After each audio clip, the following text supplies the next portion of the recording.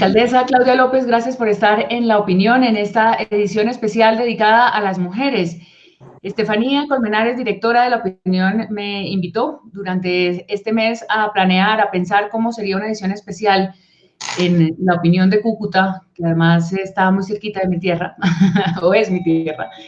Y hemos trabajado diferentes temas mostrando un poco las tareas de mujeres durante el paro, el conflicto armado y las víctimas en el Catatumbo, estas mujeres madres que están allí. Hemos, digamos, abordado diferentes temas, conversaciones entre mujeres mayores, entre mujeres jóvenes, un poco la mirada generacional también que nos asiste hoy a ese rol de la mujer que ha cambiado tanto en nuestra sociedad. Así que muchas gracias por acompañarnos.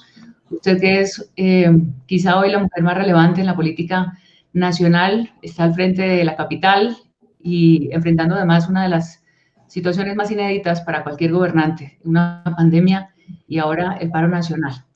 Entonces, pues vamos a hablar de eso, de las mujeres, de su tarea, del gobierno, de la crisis nacional y por supuesto, esa mirada desde la región, una región como Cúcuta, que tiene una mezcla de cosas sociales con retos económicos y, por supuesto, también el tema de la migración. Estefanía, entonces, ahí está la alcaldesa Claudia López.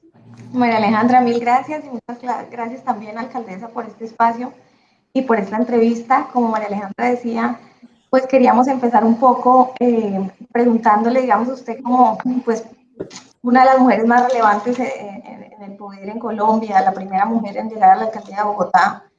También el año pasado quedó como una de las 100 mujeres más influyentes, inspiradoras, categorizada por la BBC. Quería que iniciáramos escuchando de su boca una reflexión sobre las mujeres hoy, sobre el rol de las mujeres.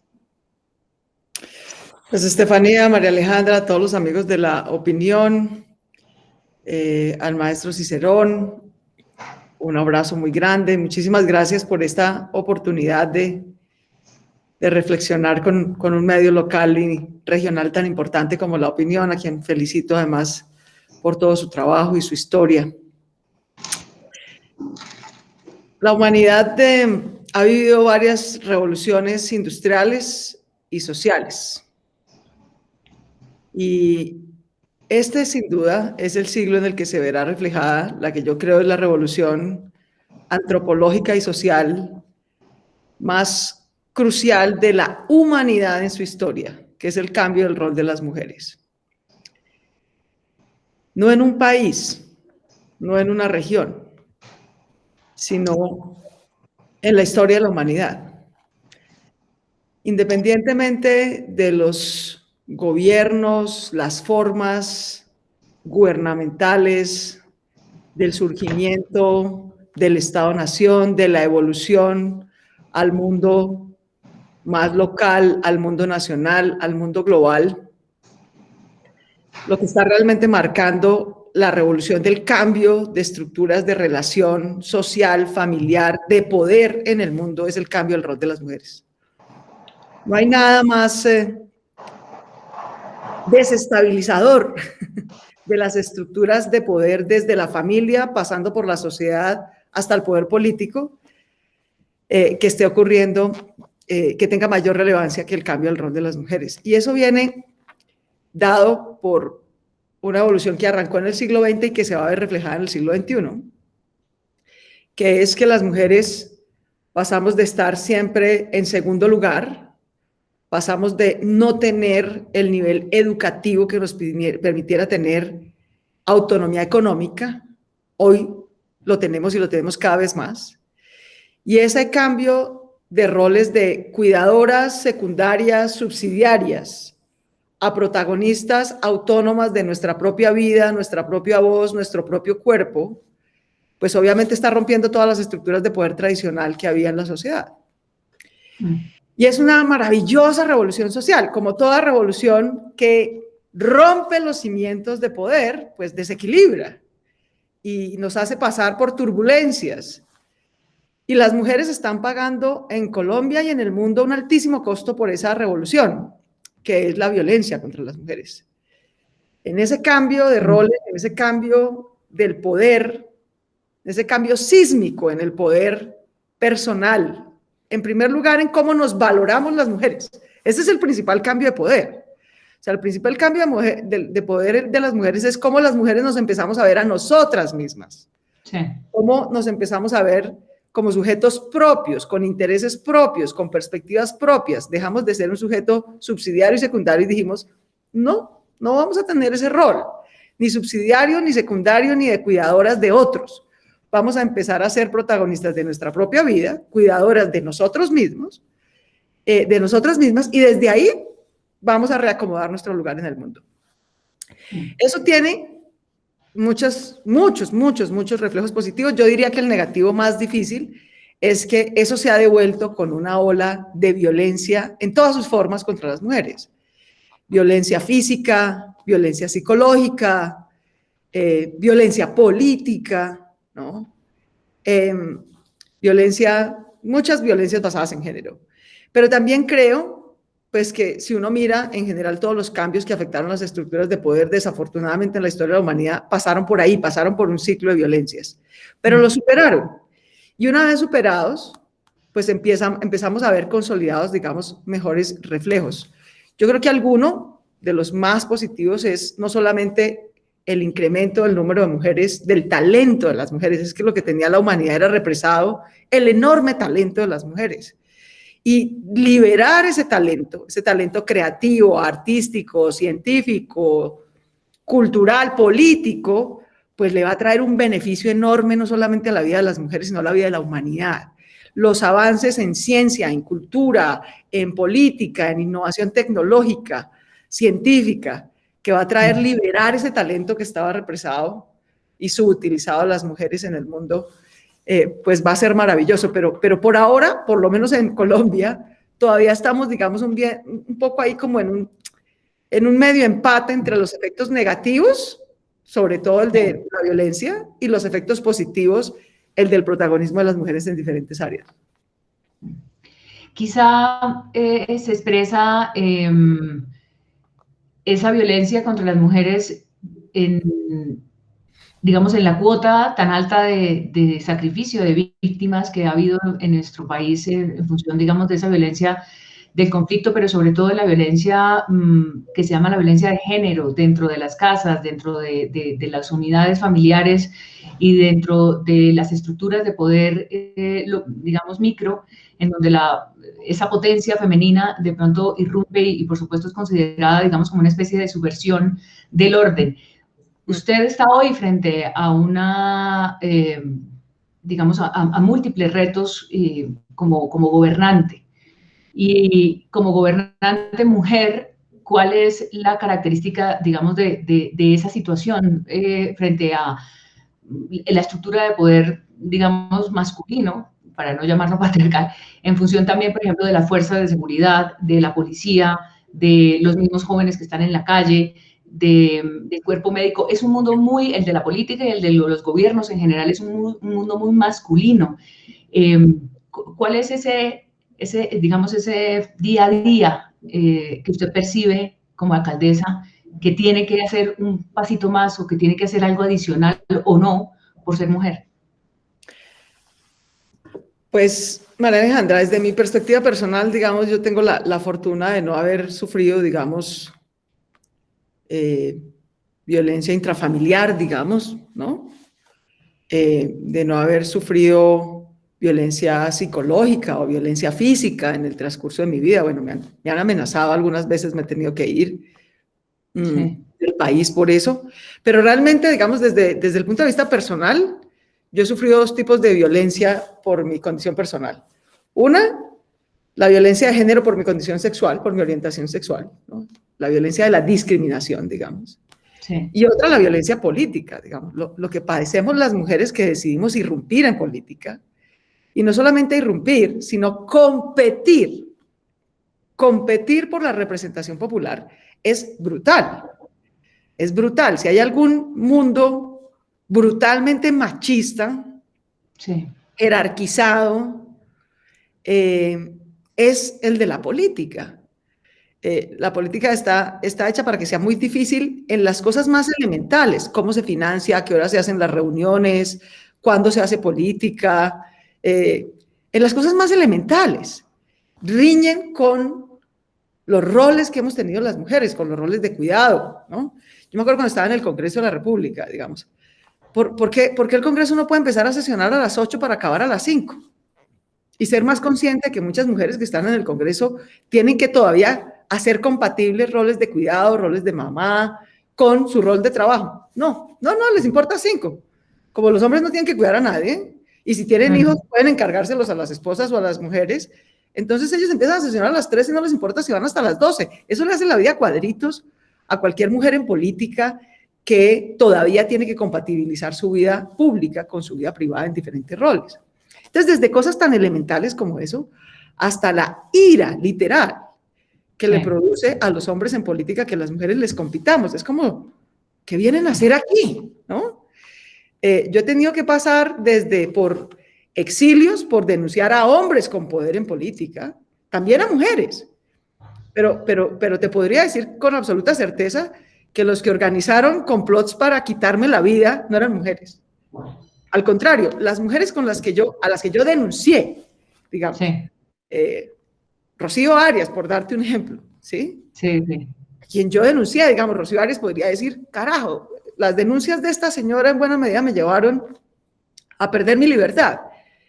Yo con las mujeres que denuncié incluso he podido tener siempre una conversación desde el punto de vista humano, desde el punto de vista, digamos, personal, ¿no?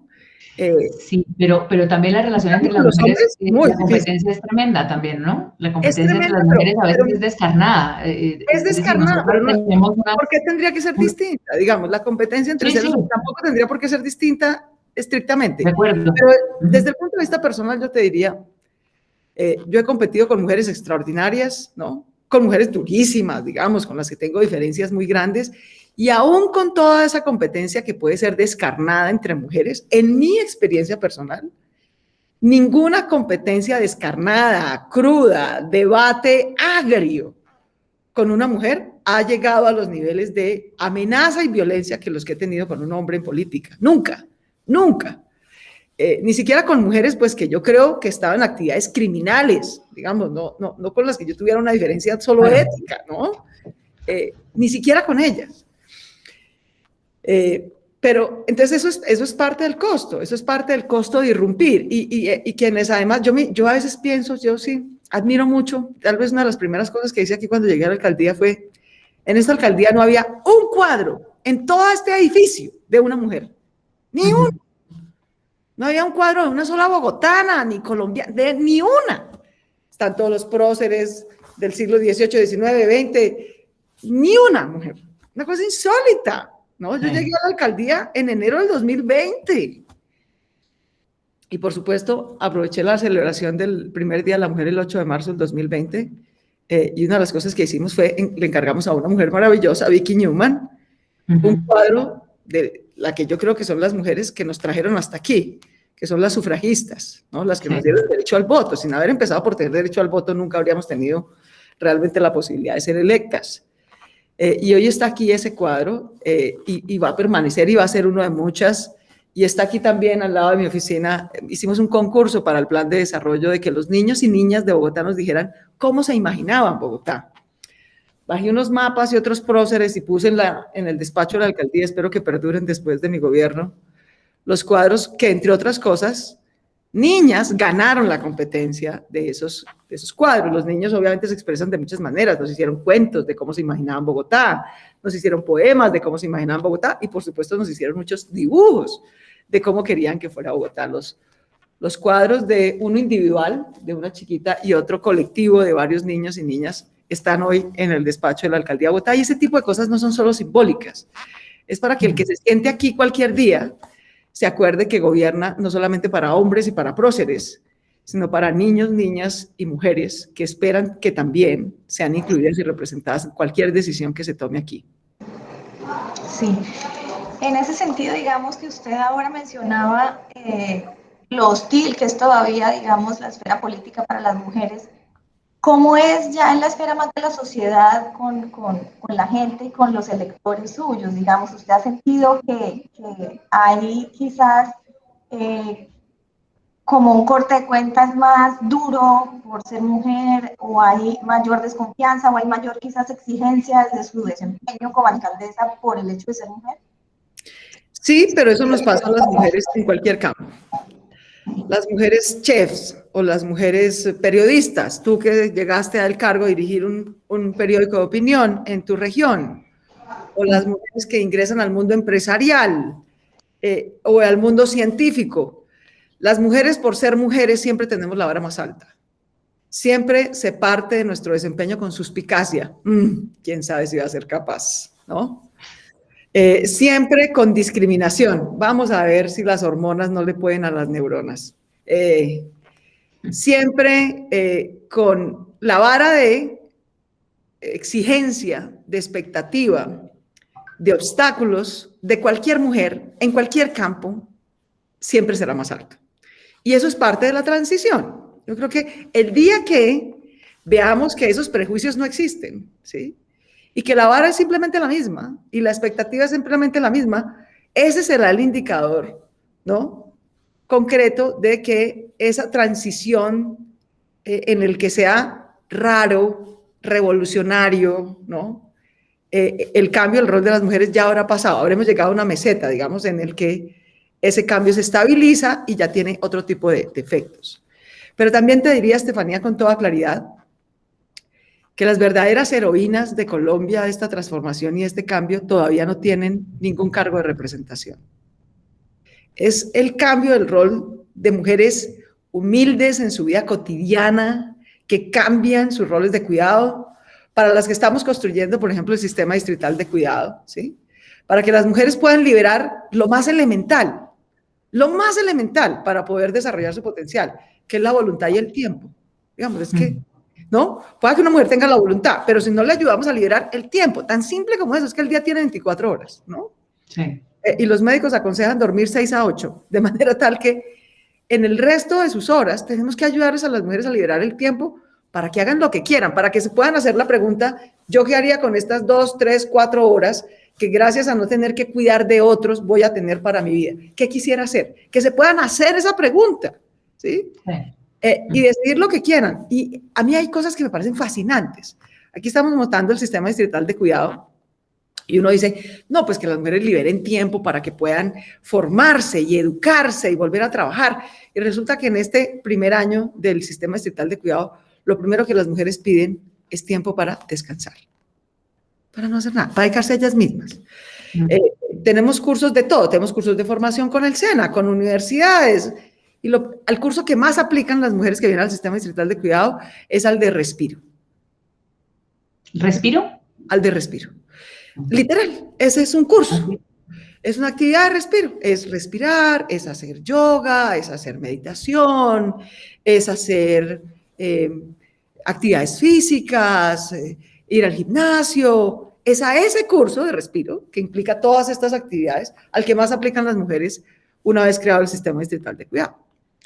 Y eso es muy interesante, porque uno mismo, incluso yo siendo mujer, uno se imagina un poco de cosas que es lo que las mujeres necesitan, pero solo hasta que abre el espacio, las mujeres vienen y le dicen, muchas gracias por todo eso, sí, yo en realidad necesito descansar. Si me ponen una hamaca y yo puedo pensar, ay, qué dicha, con que alguien simplemente se encargue 3 horas de esto y yo pueda ir a cuidar, a ponerme bonita estas 3 horas que tengo a la semana. Qué dicha, alcaldesa, yo le agradezco mucho. Entonces, eso es muy bello también, porque no por ser mujer, uno realmente sabe qué necesitan las mujeres. Uno puede tener una mejor intuición, una mejor voluntad, una mejor investigación. Pero como todo en las políticas públicas, la mejor política pública es la que parte de la escucha y la experiencia práctica del ciudadano que tú quieres atender. Ese es el que te da el mejor sentido de información. Uno a veces va en el sentido correcto, a veces no, a veces encuentra cosas distintas. Entonces, esa ha sido una experiencia muy, muy bella, pero yo te diría eso, ¿todas las mujeres siempre vamos a tener más dura mientras estemos en esta transición en cualquier campo? Sí. Y las mayores heroínas de Colombia todavía no son ni las María Alejandras, ni las Estefanías, ni las Claudias. Las mayores heroínas de esta transformación todavía están en roles muy cotidianos, todavía muy patriarcales y tratando de salir de ahí. Pero es gracias a ellas, ¿no?, y a ese esfuerzo de voluntad de ellas de cambio en su cotidianidad, que muchas más como nosotras irán teniendo más oportunidades en la vida.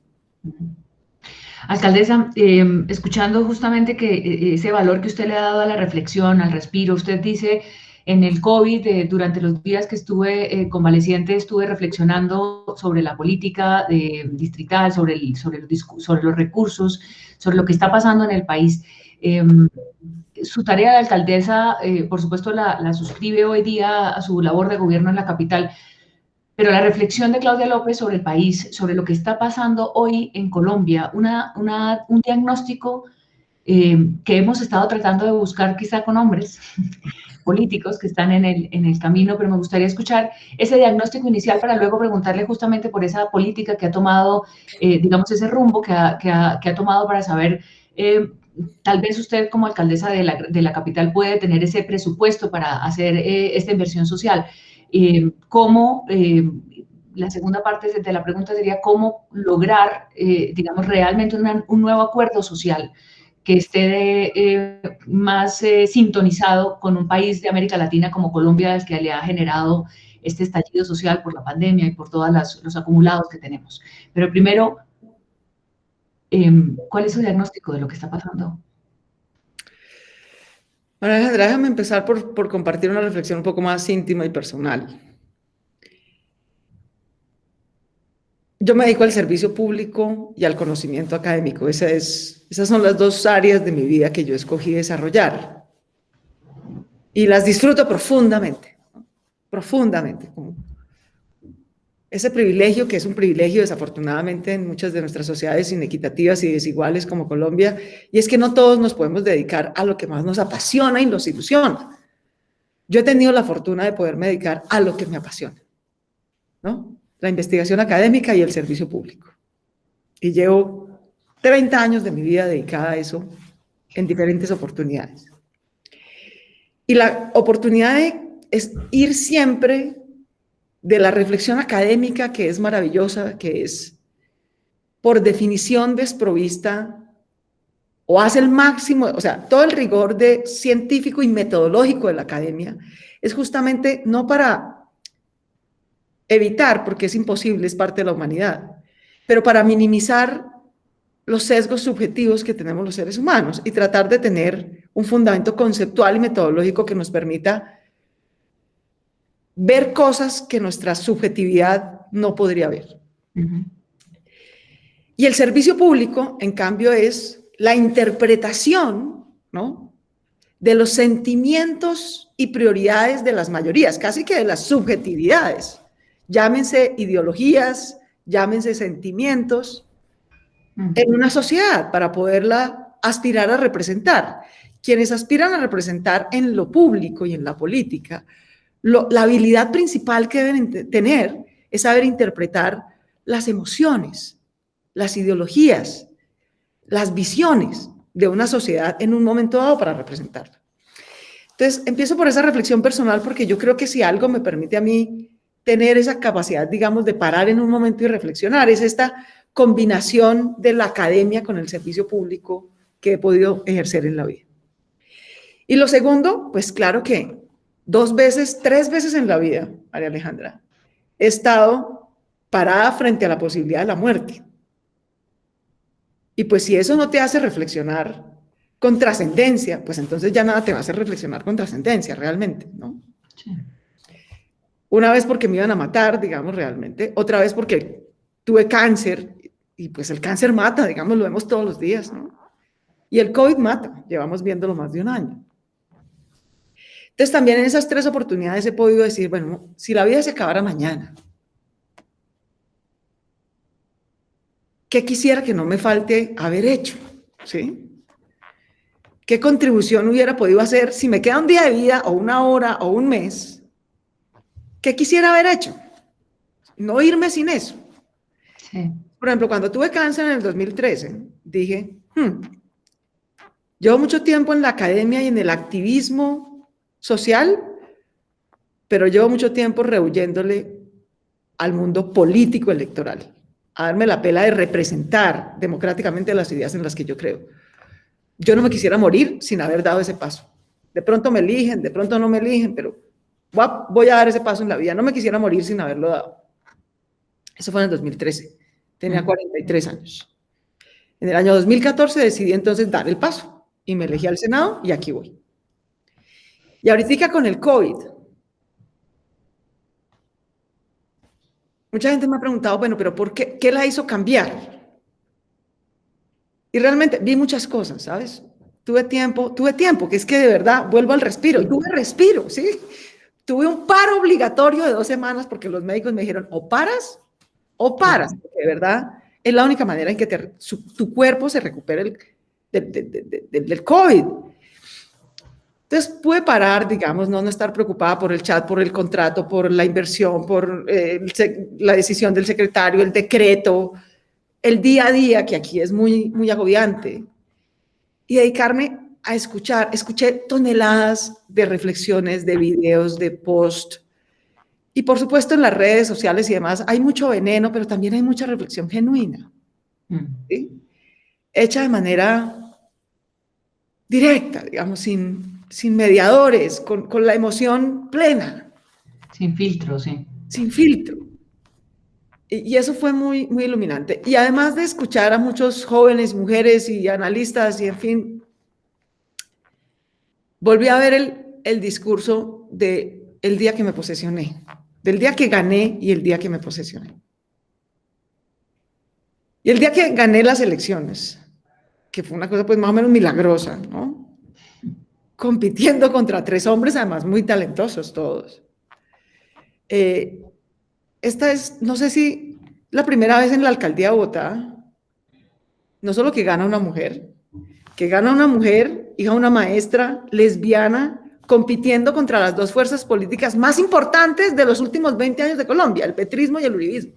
Ganarle a ese par de monstruos al tiempo es muy difícil, ¿sí? En algunas regiones de Colombia, el petrismo se alía con unos y derrotan al uribismo, pero gana uno. En otras regiones de Colombia es al contrario.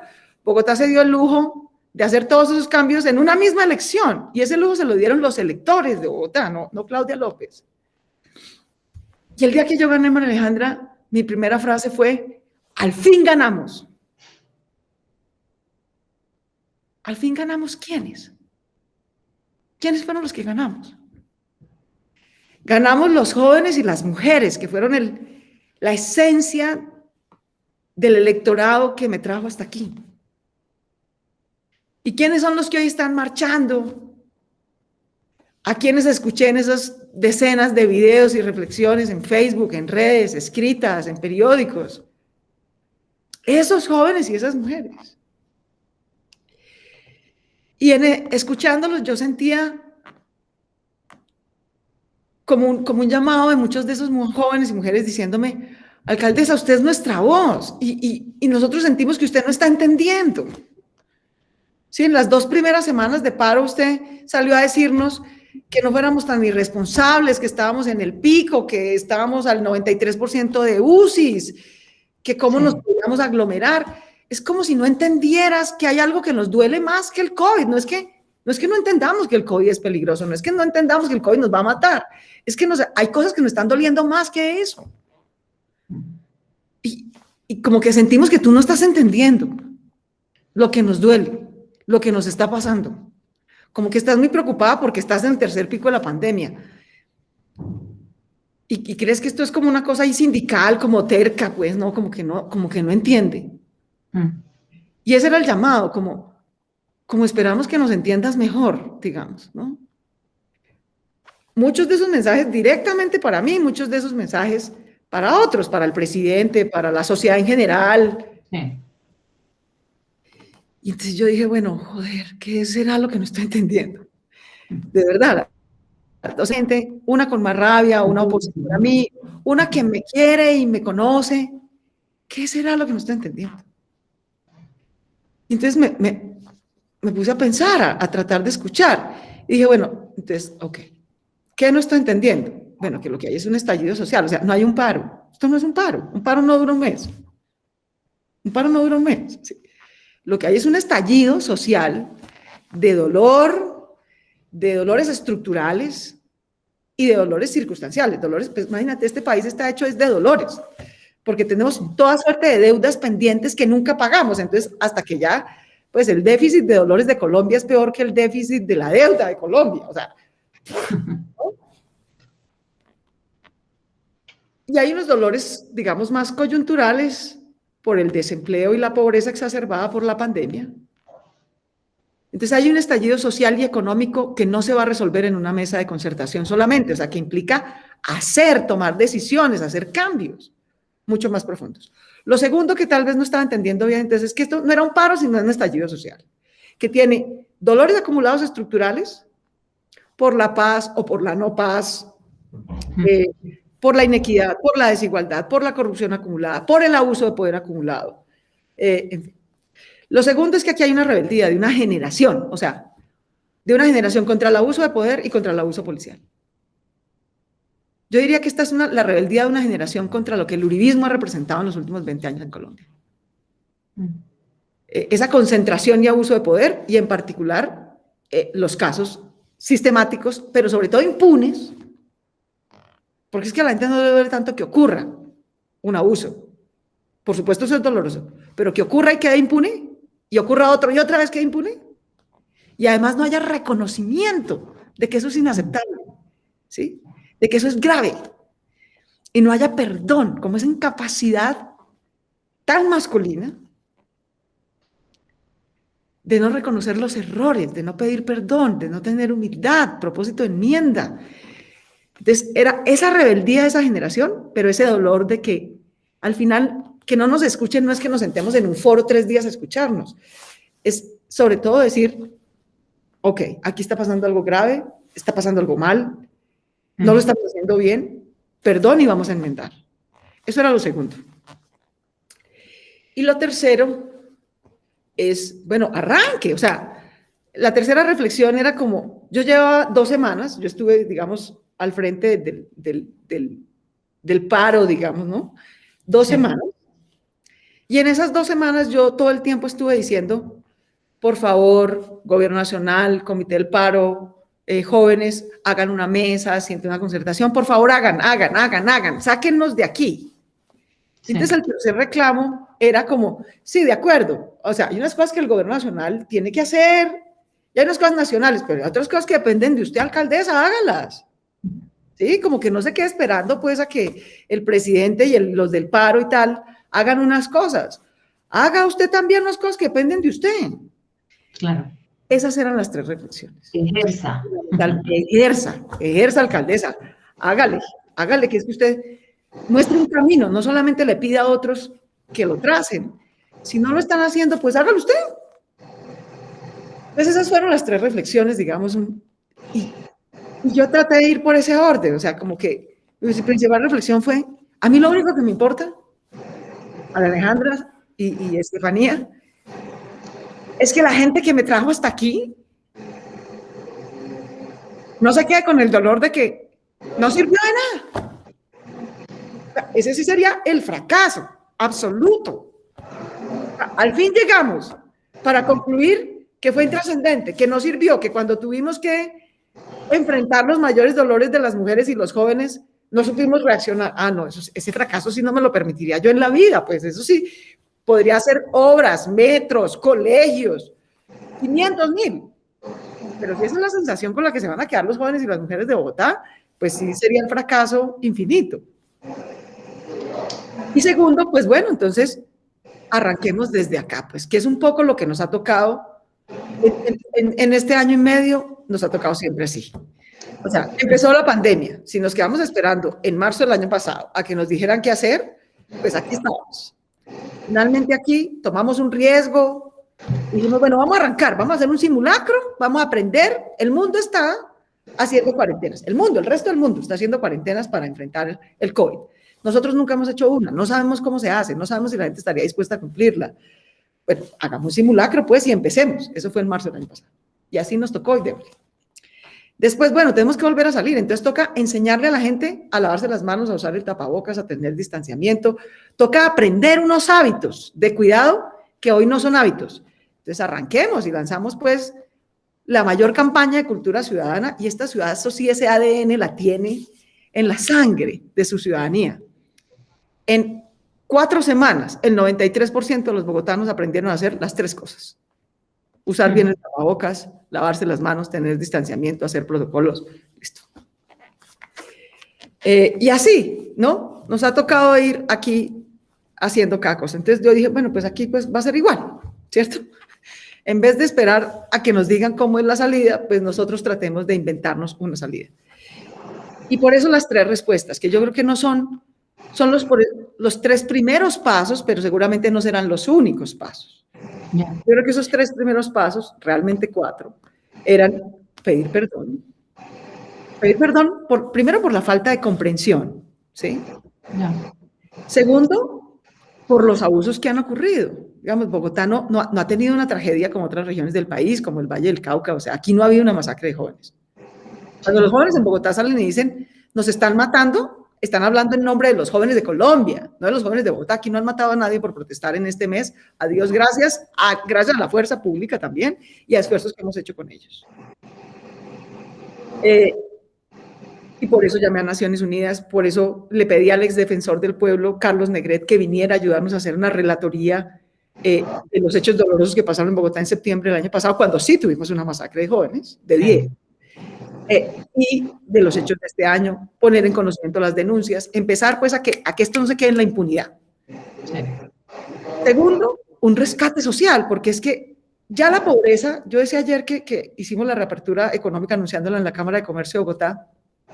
Claro, es dolorosísimo el mayor nivel de pobreza y de desempleo que nos dejó la pandemia, pero es que el nivel de pobreza y desempleo que teníamos antes ya era inmoral.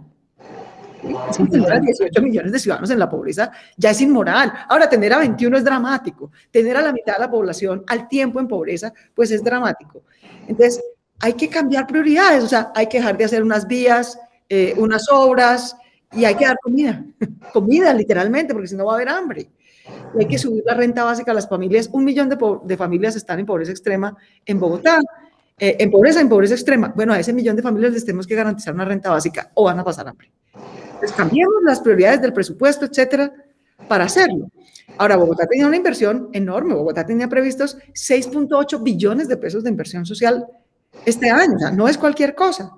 Pero adicionamos 1.7 billones de pesos, dejando de hacer otras cosas para asegurar que las familias en pobreza tengan con qué comer. Para eso la renta básica.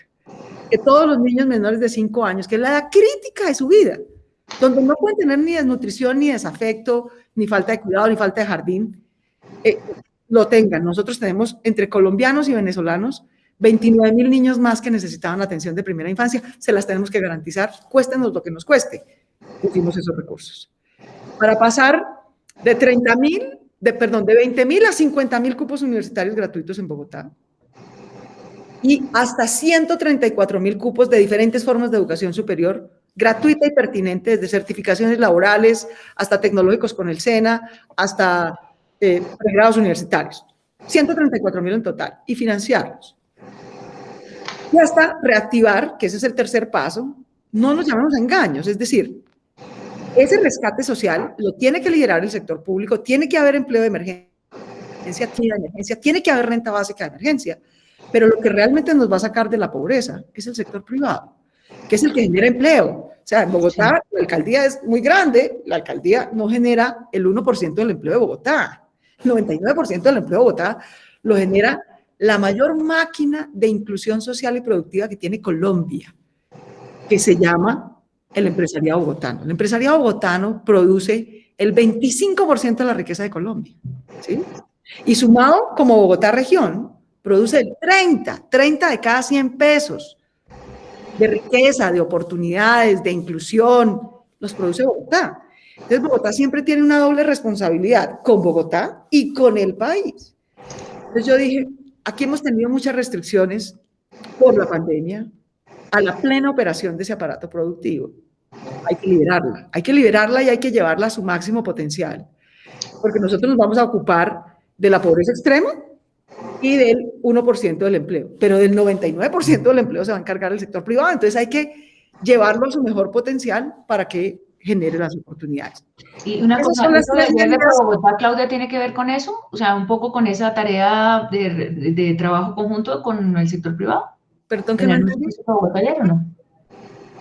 No entendí la pregunta, María Alejandra. No, que ayer Pro Bogotá anunció, varias empresas de Bogotá que comenzarían a hacer un trabajo y de hecho el comunicado dice vamos a dar los que más tenemos, a generar empleo. Digamos, ese comunicado de ProBogotá, esa decisión de ProBogotá tiene que ver un poco con ese trabajo conjunto, o es una decisión que apareció también. No, es más una curiosidad de coincidencia. No fue nada concertado, ¿sabes? Yo Ya. simplemente dije, nosotros vamos a dar estos 3 pasos, ahora el resto tiene que dar su propio paso, la ciudadanía tiene que dar su paso, el empresariado tiene que dar su paso, el comité del paro tiene que dar su paso, el gobierno nacional tiene que dar su paso, y yo le agradezco profundamente a ProBogotá, con quien sí tenemos un trabajo muy coordinado para este plan de rescate social, pero yo no tuve nada que ver con con el comunicado que ellos sacaron. Yo lo valoro mucho porque veo que es una respuesta diciendo, perfecto, apreciamos mucho esos 3 pasos de la alcaldía, pero aquí está el nuestro.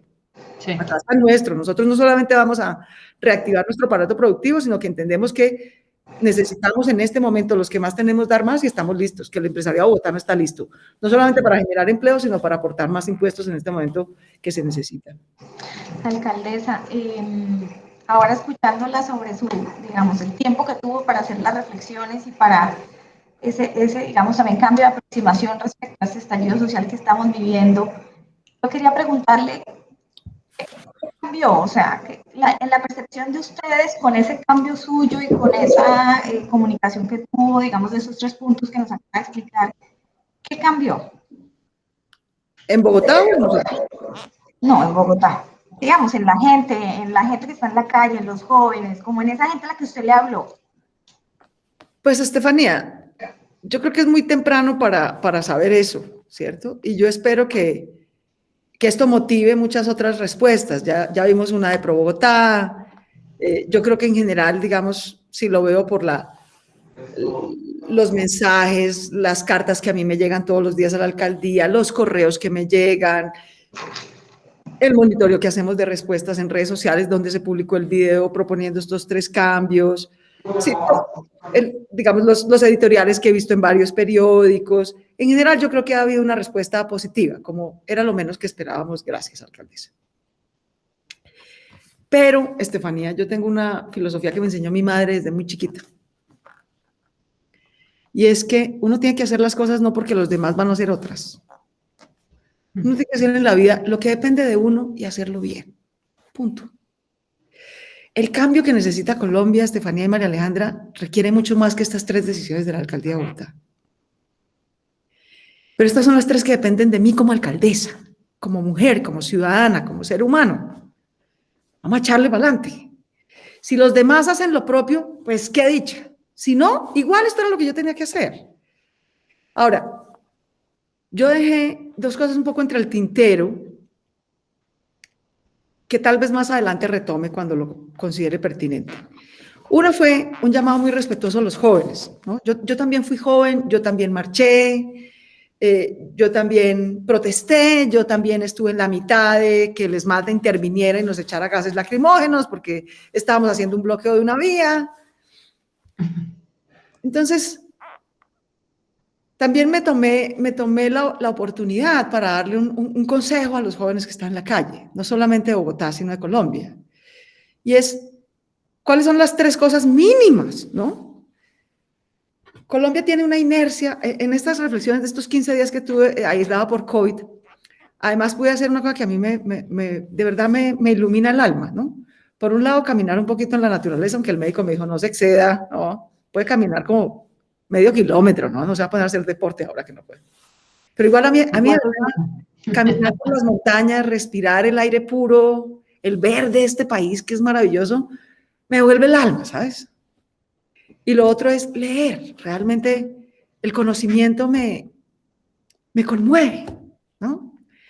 Y tuve la oportunidad de leer varios libros, entre los cuales les recomiendo uno extraordinario de Hernando Gómez Buendía, maravilloso, que es la historia de Colombia de la independencia a la pandemia. Una reflexión maravillosa. Entonces le dije a los jóvenes, y miren, a propósito del libro de Hernando Gómez Buendía, es como la tendencia de Colombia en 200 años de historia a que todo cambie para que nada cambie, ¿no? Y ese es el gran riesgo cada vez que tenemos coyunturas dolorosas pero necesarias como las que estamos viviendo.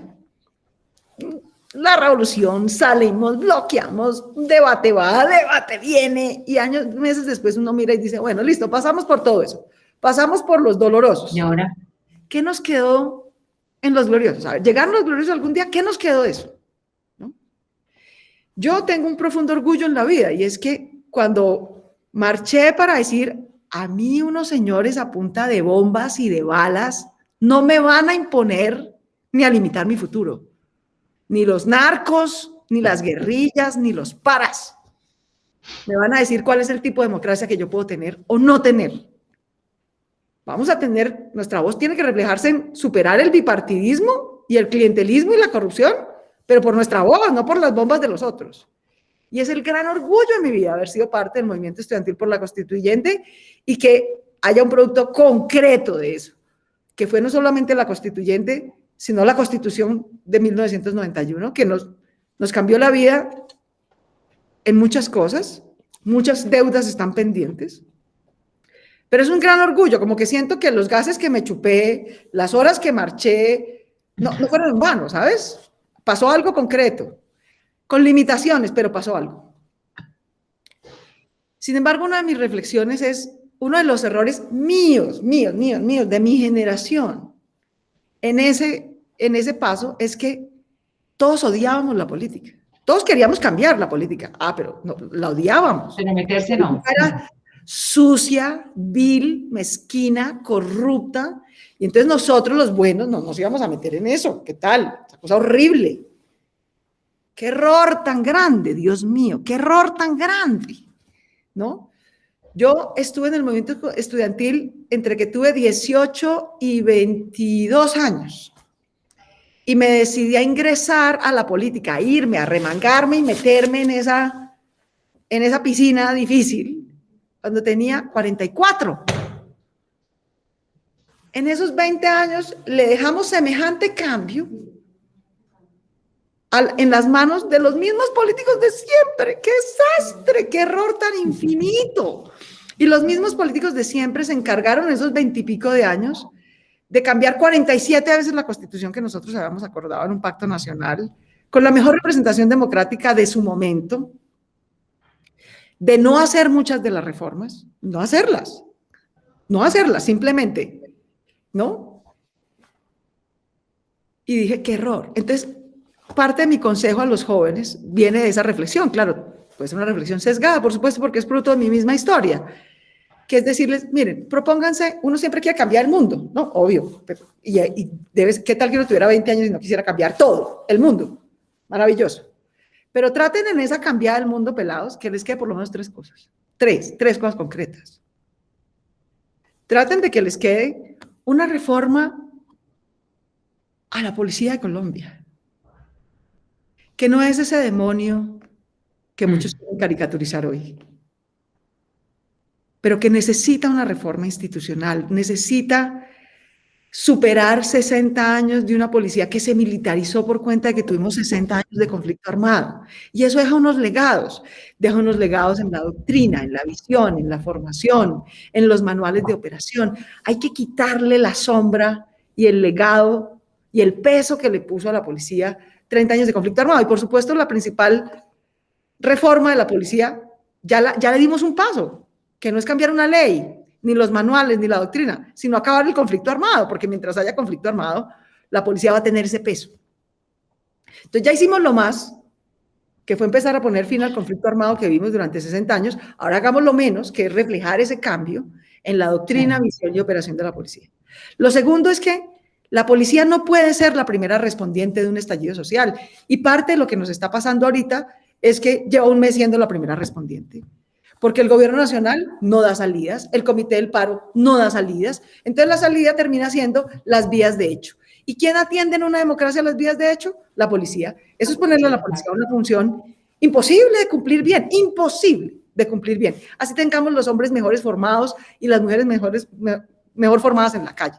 Entonces, la segunda parte de la reforma de la policía es que nosotros hagamos la tarea, nosotros, los ciudadanos, las autoridades, la tarea que nos corresponde, que es dar una salida económica y social a un estallido social.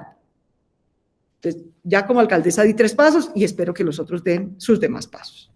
Entonces nos queda una tercera parte, que es en efecto, el cambio ya propiamente institucional de la policía, pero hay que hacer una reforma para tener una policía más civilista, más garantista, sin ese legado del conflicto armado, sin ser la primera respondiente al estallido social.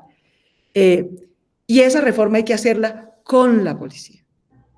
Si nosotros tratamos de imponerle esa reforma a la policía, eso va a salir mal. La policía tiene que tener propósito de enmienda y aceptar que debe ser reformada, pero todos los demás actores políticos, especialmente los que aspiran a gobernar a Colombia a partir del 2022, tienen que entender que es con y no contra la policía que hay que hacer esa reforma. Pero esa reforma civilista de la policía, o sea, va a pasar esta revuelta este año y el próximo y no hacemos esa reforma, a eso sí sería un desastre.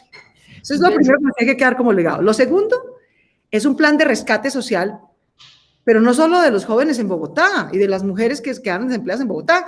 Necesitamos ese plan de rescate social en todos los municipios del país. Y claro, a Bogotá siempre se le dice, no, claro, es que Bogotá puede darse ese lujo porque Bogotá tiene mucha plata. No, Bogotá no tiene mucha plata, Bogotá tiene poquita plata. Lo que pasa es que es proporcional a la riqueza que tiene, al empresariado que tiene y a la población que tiene.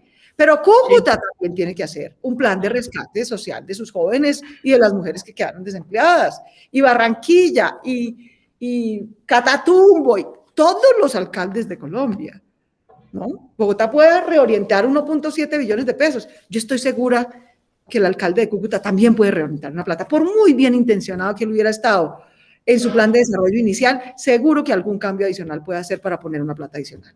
Y el gobierno de Colombia tiene que hacer lo propio. Ese rescate social de emergencia a la pobreza y al desempleo juvenil y de la mujer tiene que venir en primer lugar de que reorientemos la plata que ya tenemos.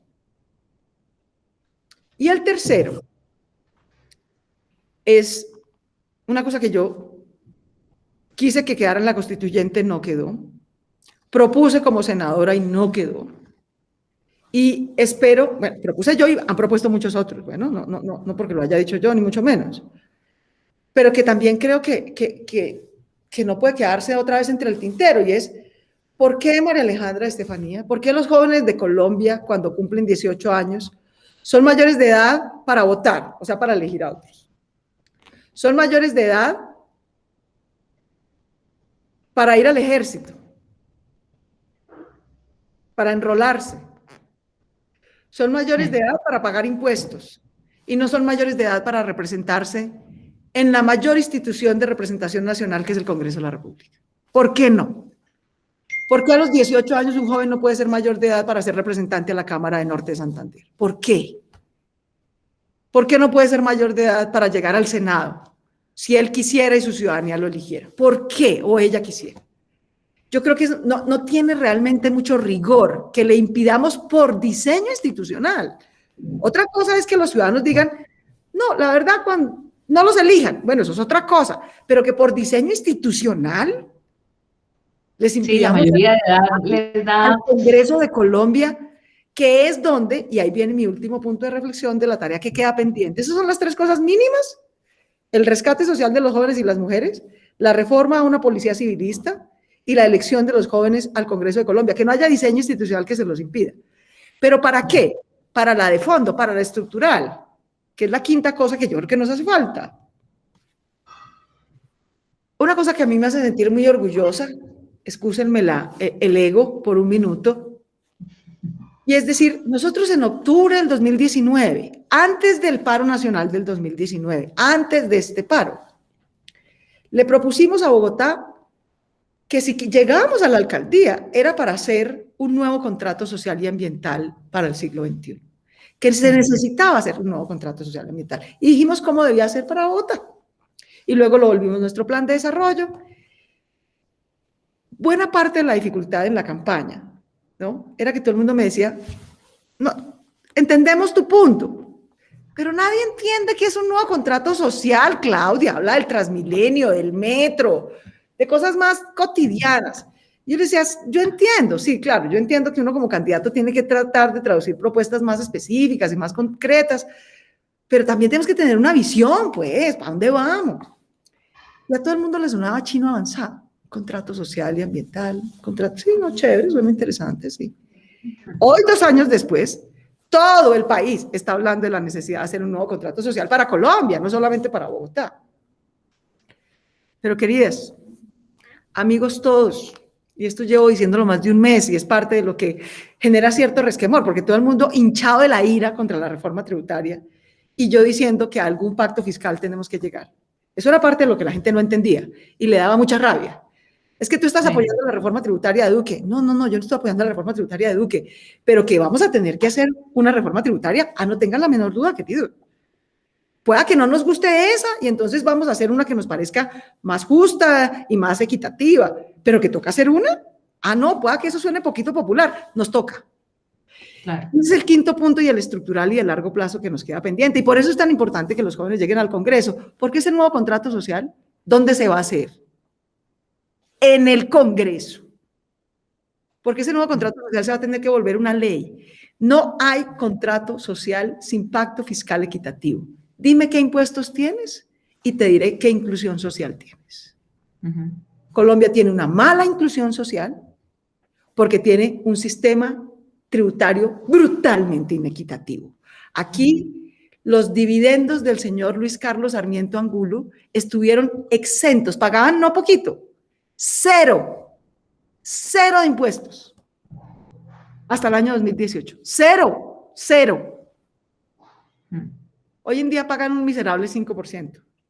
Cuando cualquier empleado público o cualquier empleado paga en promedio entre 20 y 30% de impuestos de sus ingresos laborales.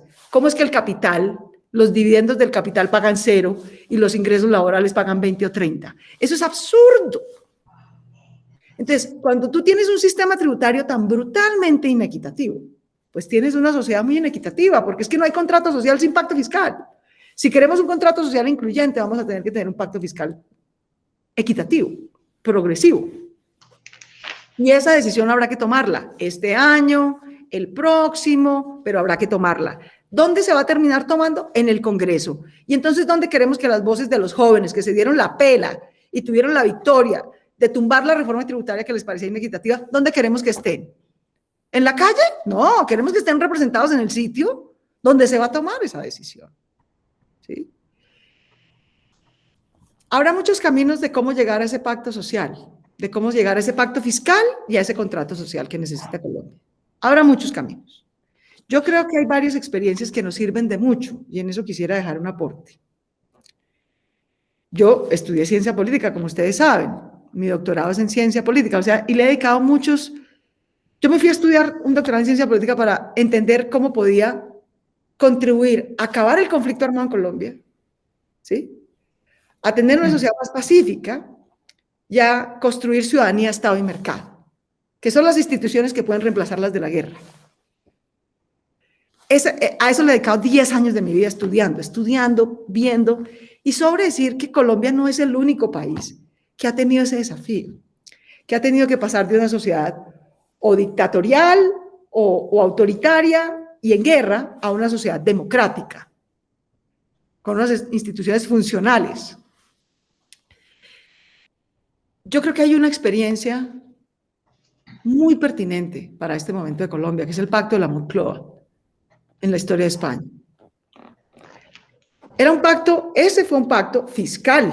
Ustedes leen los pactos de la Moncloa. Sí. Los pactos de la Moncloa dijeron cómo se iban a cobrar los impuestos en España una vez se saliera de la dictadura y se entrara en democracia.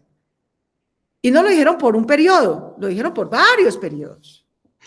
Dijeron cómo iba a ser la reforma del modelo industrial de España. Sí. También dijeron cómo iba a ser la reforma política, pues porque unos partidos estaban prohibidos y unas expresiones estaban prohibidas y otras no. Entonces, hicieron una reforma económica, hicieron una reforma política e hicieron una reforma fiscal. No muchas transiciones. Ahora, nosotros no venimos de una dictadura, no estamos hablando de una transición de dictadura a democracia, pero Colombia pasó del conflicto armado al estallido social. Bueno, mejor, digamos, ¿no? Es parte de la transición, porque es una palabra que además muchos no aceptan. Pero tenemos que llegar a la convivencia pacífica, y esa convivencia pacífica requiere esos 3 cambios. Y no muchos casos, el de España durante los pactos de la Moncloa es uno, no es el único.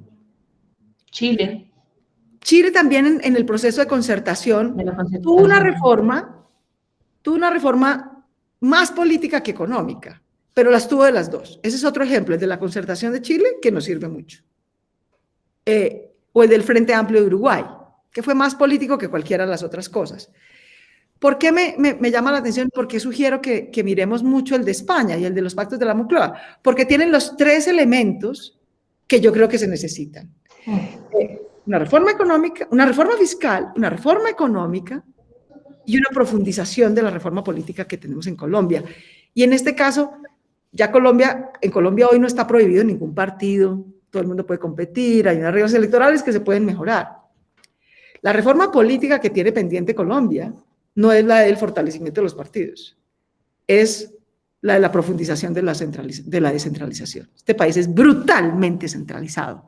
Si yo, que estoy a una cuadra del Palacio de Nariño, padezco como alcaldesa de Bogotá, si alguien es víctima del centralismo colombiano es Bogotá, a diferencia de lo que muchos creen.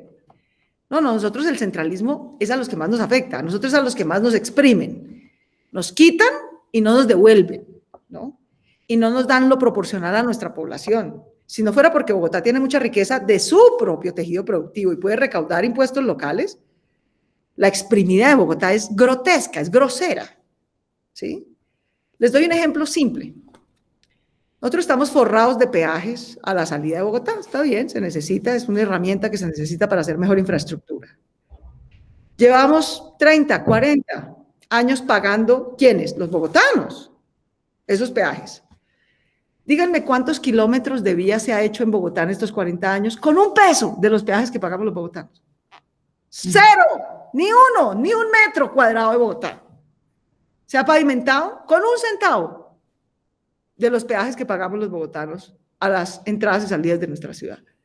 Eso es de una arbitrariedad centralista vulgar. Porque una cosa es que la descentralización es un evento para que el resto del país tenga carreteras, eso está bien. Y otra cosa es que no nos den ni un centavo para nuestras propias carreteras, ni uno. Entonces, la reforma fiscal es obvia, es nacional, la reforma económica también, pero la reforma política pendiente en Colombia no es la de los partidos, como pasó en esas transiciones en la Moncloa o en Chile, sí, pues porque venían de una dictadura. La reforma es la descentralización. En Colombia es la de la descentralización.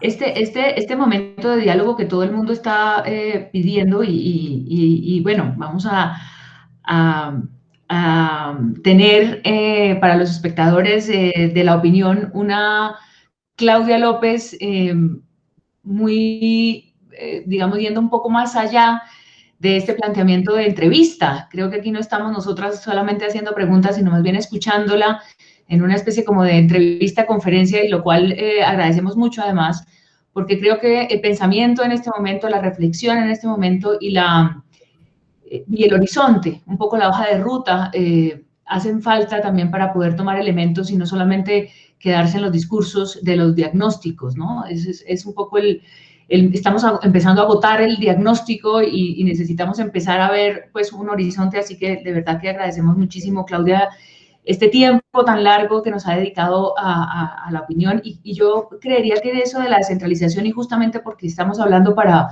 la opinión, para el norte de Santander, y para todo el país, porque esta entrevista además va a estar online y navegará por la red por cualquier parte, pero esa región y esa mirada, digamos, de país que nos falta para equilibrar esas ciudadanías y esas, digamos, compensaciones de ser ciudadano de las regiones, ya tiene que pasar también y transgredir, digamos, traspasar ya el escenario de esa mirada de territorio, ¿no? Y es que aquí vamos como con una especie de lástima a ver qué es lo que pasa en el territorio para compensar con pañitos de agua tibia, ir ayudando, y esa ayuda que viene del centro es como que tenemos que agradecerle a las personas que somos de provincia y que hemos crecido viendo cómo nuestras regiones además entran en unos escenarios absolutamente apocalípticos de desastres, porque realmente la política ha acabado, las instituciones, el horizonte, en fin, es muy fuerte.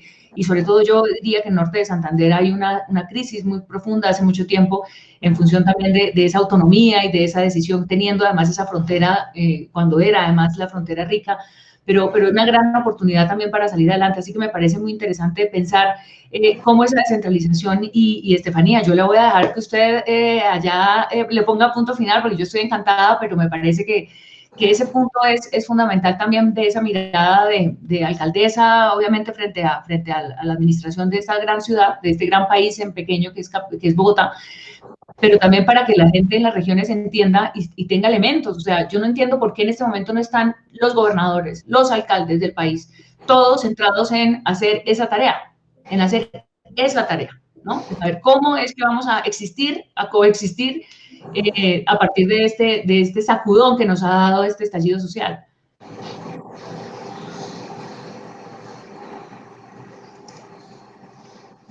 ¿Ya? No, era, Claudia, me eché el discurso yo. Esto lo evitamos. Con este extraordinario no, yo quería profundizar un poco en la descentralización. No, pienso María Alejandra, que es muy importante y muy importante para toda la gente que seguramente va a escuchar esta entrevista, oír, digamos, esa propuesta, además de la alcaldesa de Bogotá, ¿no? Realmente sí, es un tema pues, muy importante, clave, pero que venimos además tratando desde hace mucho tiempo. Desde las regiones siempre hemos hecho ese énfasis y ese llamado, digamos, a también que nos reconozcan esa autonomía y esa capacidad que tenemos desde las regiones y que no nos miren, como decía usted, María Alejandra, siempre como con esa mirada de lástima y de siempre como de ayuda. Yo quería nada, pues para cerrar, de verdad, como dijo María Alejandra, agradecer este espacio tan generoso de su parte, la alcaldesa, pues más en este momento que sabemos que hay situaciones tan complejas pues, en Bogotá y en todas las ciudades. Creo que ha sido una conversación muy enriquecedora para nosotros y para pues, toda la gente que va a escuchar, además, porque sí nos da muchas luces como de ese camino que se puede seguir para salir de esto, ¿no? Que es casi que lo que todos nos estamos preguntando. Bueno, estamos en medio de esta situación, este estallido social, como usted bien lo escribía, y cómo vamos a salir de esto. Y creo que en este espacio usted ha dado unas puntadas muy interesantes de cuáles son los pasos que se pueden seguir. Y también otro mensaje que me parece clave, que rescato mucho, es ese de cada uno tiene que tener conciencia de los pasos que tiene que dar, ¿no? Usted ha dado los suyos, y creo que cada uno de los actores de este conflicto que estamos teniendo en este momento también tiene que hacer esa reflexión de los pasos que todos tenemos que dar. Entonces, de verdad, agradecerle muchísimo, agradecer también a María Alejandra por el tiempo, por el acompañamiento en todo este proceso, esta edición especial que vamos a sacar este domingo, y por ayudarnos a conseguir este espacio con usted. Y bueno, nada, simplemente agradecimiento para ustedes y tan bellas. Muchas gracias a ambas, a Estefanía y a María Alejandra. Yo les daría una reflexión final. Una de las mejores oportunidades que yo he tenido en la vida es ser senadora de Colombia. Y de las cosas más bellas que ese trabajo me dio, yo siempre decía, yo tengo 3 días infelices y 3 días felices en este trabajo de senador. Los 3 días un poco infelices son aquí de lunes a miércoles, toca ir a las sesiones, escuchar unos discursos larguísimos, quedarse hasta la medianoche. Esto es un poco rutinario y medio inútil. Empezando porque nadie se oye con nadie. Esa es la principal grosería del Congreso de la República. Todo el mundo habla y los otros, en términos generales, no se escuchan. ¿Cómo puede haber concertación y producción enriquecedora en un sitio donde nadie se escucha con nadie? Pero tenía 3 días muy felices. De jueves a sábado, todas las semanas, mientras fui senadora de Colombia, viajé a las regiones de Colombia. Todas las semanas, de jueves a sábado. Y trabajé con muchos jóvenes y mujeres, fui a La Opinión muchas veces a expresar mis puntos de vista. Debo decir que siempre fui recibida de una manera muy generosa en todos los medios locales, en los foros de debate locales, regionales, en sus cámaras de comercio, en sus foros ciudadanos. Y yo terminaría con una reflexión. esa autonomía regional nadie nos la va a regalar. Esa autonomía regional no es que nos la van a reconocer, María Alejandra. Esa autonomía regional la tenemos que construir y ejercer. Punto. Punto. Y ya veremos cómo construimos las mayorías para que el Congreso de Colombia formalice en una reforma institucional el reconocimiento de esa autonomía regional. Pero las posibilidades de desarrollo de Colombia no dependen de ningún gobierno nacional. Que cada ciudadano piense en el presidente o presidenta de sus sueños en el 2022. De sus sueños. Ese presidente o presidenta, ese gobierno nacional, va a tener la enorme tentación de ser gobierno nacional, no de descentralizar el poder, que evidentemente implica ceder poder nacional. Por eso es que la descentralización es tan difícil. Es que no se necesite un chulo, ni un certificado, ni una verificación de que si somos aptos y grandes y capaces de algún funcionario del gobierno nacional para que Norte de Santander decida cómo hacer sus proyectos y sus inversiones, con recursos propios o nacionales. ¿Por qué se necesita un chulo de un señor en el Ministerio de Hacienda o en el Departamento Nacional de Planeación? ¿Qué saben mejor ellos que los ciudadanos del Norte de Santander? Nada. Nada. Ah, que va a haber corrupción y poca técnica. Que los ciudadanos de Santander se encarguen de eso, porque ningún técnico en Bogotá se va a poder encargar mejor de eso. Si hay un corrupto en Santander, y ha habido varios, pues hay que derrotarlos, señores. Y hay que judicializarlos y llevarlos a las cárceles. Y aún en las condiciones más adversas, más difíciles, cuando parecían indestronables e inderrotables, uno por uno, esos caciques regionales de la corrupción han sido derrotados y han sido judicializados. Y los que falten lo serán en algún momento. En todo caso, las capacidades ciudadanas, las capacidades empresariales, las capacidades sociales, las capacidades políticas e institucionales del desarrollo de Colombia están en cada región, no en unas oficinas del mejor gobierno nacional, de los sueños que cada quien se pueda imaginar. De manera que no nos quedemos esperando a que nadie nos reconozca nada. Ejerzamosla. Que en algún momento, después de ejercerla, el que sea o la que sea que esté en el gobierno nacional tendrá que terminar por reconocerla. Un abrazo para todas y para todos los chicos y chicas de la opinión. Muchas gracias, de esa región. Muchísimas gracias. Claudia López, en este especial de la mujer del 30 de mayo, el domingo, toda esta entrevista está en las redes sociales de La Opinión y también la edición especial preparada por Estefanía Colmenares y con un empujoncito desde aquí, con todo el honor y con todo el respeto también por la región y por el periodismo que se hace allí en todas las circunstancias de terreno y de circunstancia, modo y lugar, como dirían, de La Opinión. Muchas gracias, Estefanía, de verdad, por esta invitación. Esto hace parte de las cosas que apenas podemos empezar, que es un ejemplo solamente de las cosas que podemos empezar a hacer juntas. Un abrazo, muchas gracias. María Alejandra. Gracias, Claudia. Muchas gracias. Buen día de paro. Gracias. Chao. Chao.